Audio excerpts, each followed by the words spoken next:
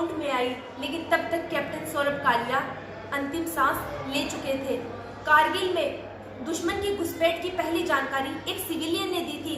उस चरवाहे ने कारगिल की बर्फीली चोटियों पर हथियारबंद पाकिस्तानियों को देखा और इसकी सूचना इंडियन आर्मी को दी। कैप्टन कालिया अपने 5 जवानों के साथ बजरंग चोटी पर पहुंचे तो ये देखकर हैरान रह गए कि पाकिस्तान की बदजात हुकूमत ने हथियारों से लैस सैनिकों को वहां तैनात रख रखा है। कैप्टन सौरभ कालिया की टीम के पास ना तो हथियार थे, ना ही गोला बारूद, और साथ सिर्फ 5 भारतीय जवान, वो भी लगभग निहत्थे। कैप्टन कालिया चाहते तो वो तो पेट्रोलिंग के लिए निकले थे, युद्ध के लिए थोड़ी ना। होना तो ये चाहिए था कि कैप्टन कालिया चुपचाप बजरंग चोटी से लौट आते और पाकिस्तानियों को भनक तक ना लगती। लेकिन उस खून का कोई क्या करे जो भारत माँ के सीने पर गड़े हुए दुश्मनों के खेमे देकर बारूद में बदल जाता है। उन नसों को फटने से कोई कैसे रोके जो परचम में सतारा हिलाल की एक झलक सी तन जाती है, और ब्राह्मणियों के दूध का उबाल कोई कैसे रोके, और एक फौजी उस सौगंध को कैसे भूल जाए जो उसने वर्दी पहनते हुए ली थी।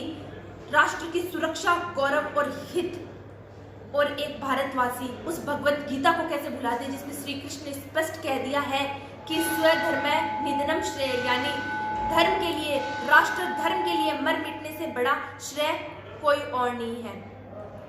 हम स्वाधीन हैं क्योंकि 3 मई 1999 से लेकर 26 जुलाई 1999 तक हमने कारगिल की बर्फीली चोटियों में इतना खून बहाया कि भारत माँ का आंचल आज तक लाल है।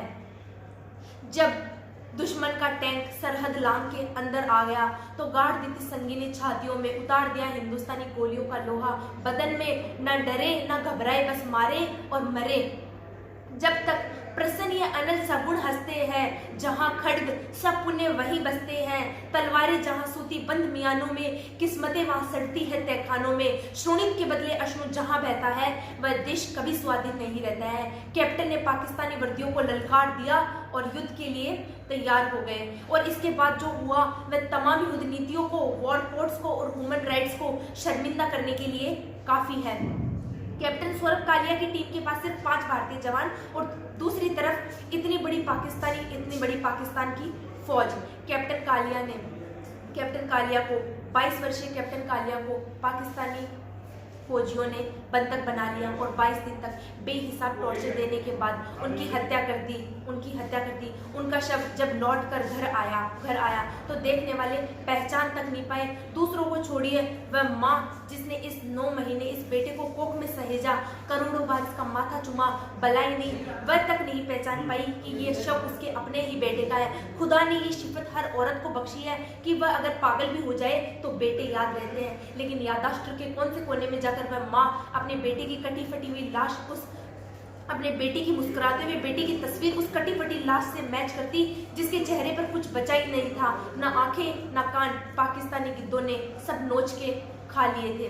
My second hero of Kargil captain Manoj Kumar Pandey. एक दृश्य देखिए, 60 से 70 मशीन गन गोलियां बरसा रही है, तोपों से गोले भी दागे जा रहे हैं। गन्नेट लॉन्चर और मशीन लॉन्चर भी इस्तेमाल हो रहे हैं। मैं आपकी जानकारी के लिए बता दूं कि मशीन गन की गोलियों की रफ्तार 2900 फीट प्रति सेकंड होती है। अगर वह गोलियां आपके बगल से निकल जाए तो आपको ऐसा लगता है किसी ने आपको जोर का धक्का दिया हो, क्योंकि उन गोलियों के साथ एक एयर पॉकेट भी ट्रैवल करता है।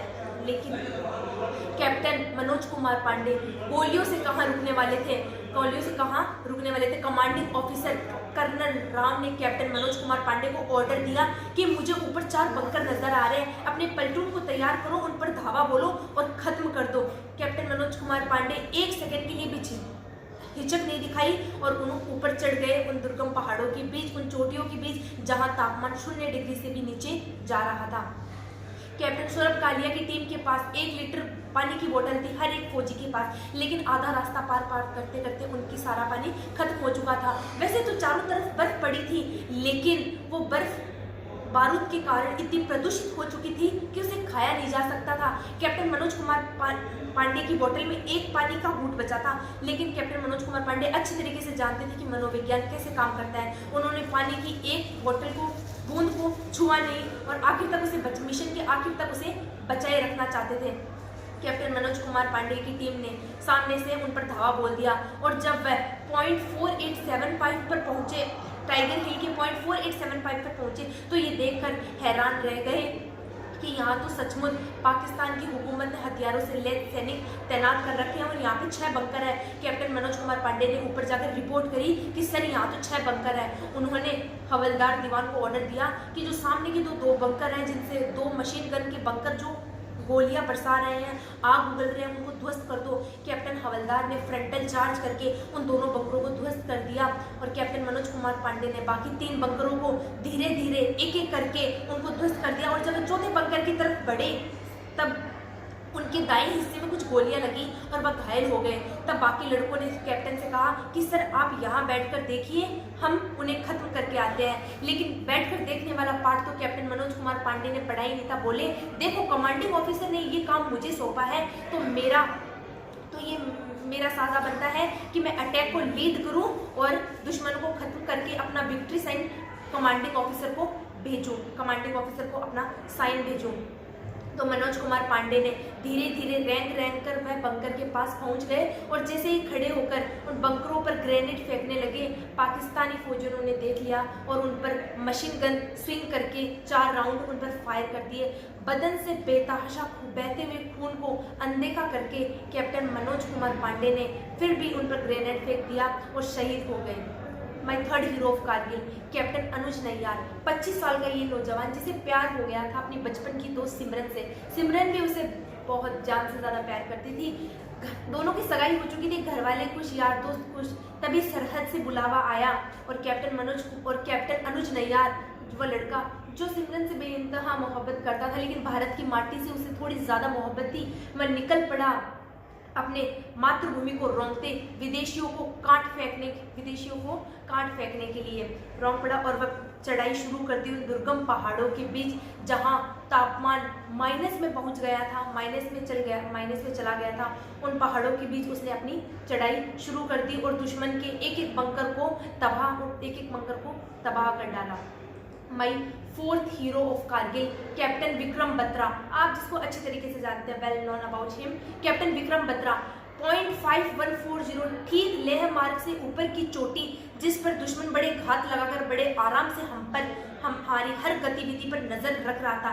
कैप्टन विक्रम बत्रा को .5140 को आज़ाद करवाने की जिम्मेदारी मिली। कैप्टन विक्रम बत्रा ने अपने कुछ साथियों के साथ अटैक को लीड किया और चढ़ गए उन दुर्गम पहाड़ों के बीच चढ़ गए और पाकिस्तान का खेमा तहस नहस कर दिया। सारे के सारे पाकिस्तानियों को मार डालने के बाद रात को 3:30 बजे कंट्रोल रूम के रेडियो पर 4 शब्द गूंजे, ये दिल मांगे मोर।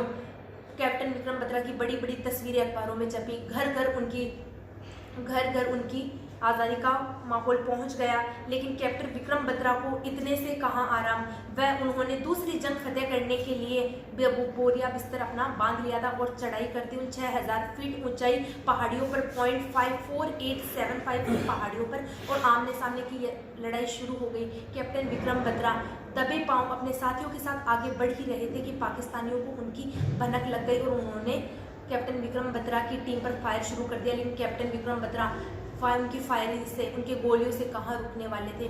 उन्होंने धीरे धीरे करके एक एक बंकर तहस नहस कर दिया। गोलियों से विक्रम बत्रा का सीना छल्ली होता रहा, बेहिसाब खून बहता रहा, लेकिन फिर भी उन्होंने मशीन गन हाथ में ले रखी थी और सामने आते हुए दुश्मन के हर एक बंकर को तबाह कर डाला और वह शहीद हो गए। कैप्टन विक्रम बत्रा के शहीद से हिंदुस्तान की आंखें भीग गई, हिंदुस्तान की आंखें नम हो गई। किसान से लेकर जवान, सीमा पर खड़े जवान की बाजुएं फड़क उठी और बच्चा उस शेरशाह की जवान बोलने लगा, ये दिल मांगे मोर नमन। भारत माँ के अमर सपूतों को शत शत बार नमन। तुम ही ना होते तो ये दुनिया बबूल हो जाती।